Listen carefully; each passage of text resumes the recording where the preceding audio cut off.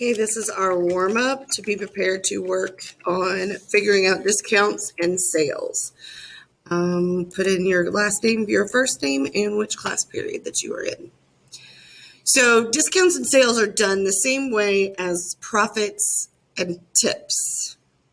I think it was profits, taxes and tips. They are still calculated first. You have to figure out how much they are going to increase or decrease by multiplying the percent as a decimal times the whole. But instead of adding, you're going to subtract because a discount and a sale reduces the original total. So let's see how that is done. We are going to look at the first one. It says, what is the discount on a $300 pairs of shoes discounted by 15%? So the first thing I'm going to do is change that 15% to a decimal. Okay. First we have to do that.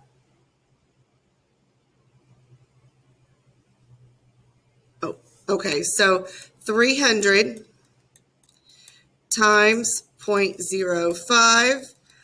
By this time, you should be able to by 0.15, sorry.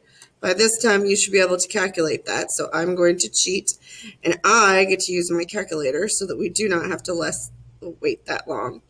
I did that wrong. I timed. Yeah.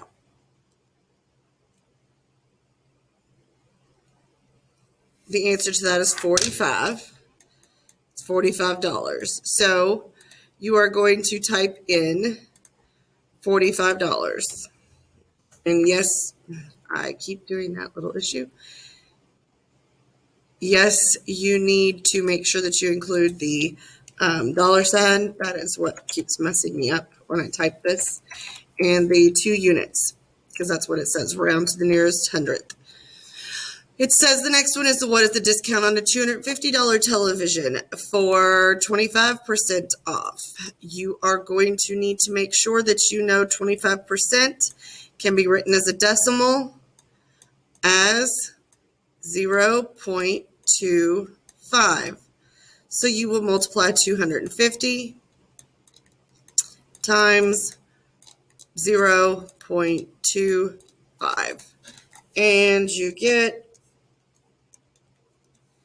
$62.50.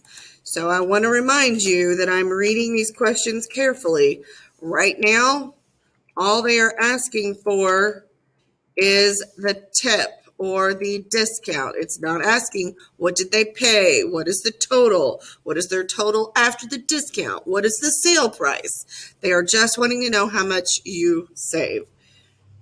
And in this one, it was $62.50. Same thing is going to happen for this. You notice a pattern, but I'm going to read it. What is the discount on a $1,000 purchase at 30% off? Make sure to include units and round to the nearest hundredth.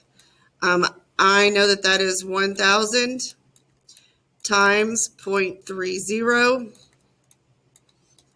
I know a little trick, so the answer will be $300.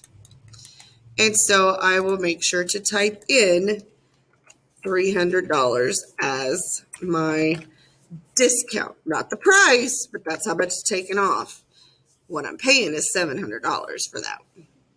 Okay, what is the discount on an $80 purchase at 12% off? So I'm going to convert that 12% to a decimal, and I will do 80 times 0.12. You get 0.6. No, you don't get that 6. Ignore that 6. You get 16. Then you get 0 at 8. I think I get $7.60 off. So I will type that in here. $7.60 because my instructions say to do it to the nearest hundredth, which is 2 decimal places. Last problem for our warm-up is, what is the markdown on a $120 purchase at 45% off? Again, this needs to be 0.45. So 120 times 0.45